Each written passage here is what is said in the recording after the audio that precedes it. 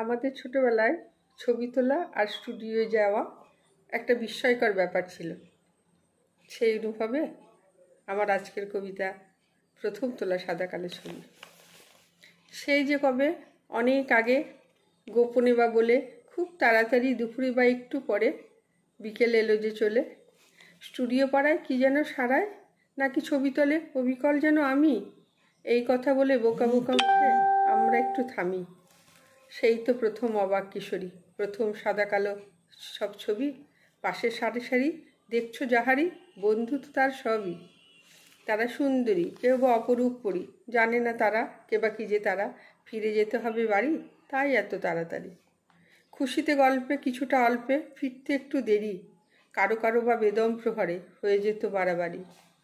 সেই ছবি পড়ে থাকে কে কোথায় কে জানে, কত না বছর পরে আমি খুঁজে রাখি, কথা আছে বাকি পুরানো ছবির তরে। সাদা কালো রঙে কত রং মিশে, কত কথা কত গল্প মিষ্টি আর বিষে। আমি বুঝি শুধু কথা বলি শুধু সেই ছবিটার সাথে।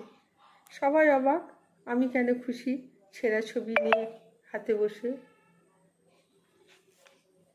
নমস্কার।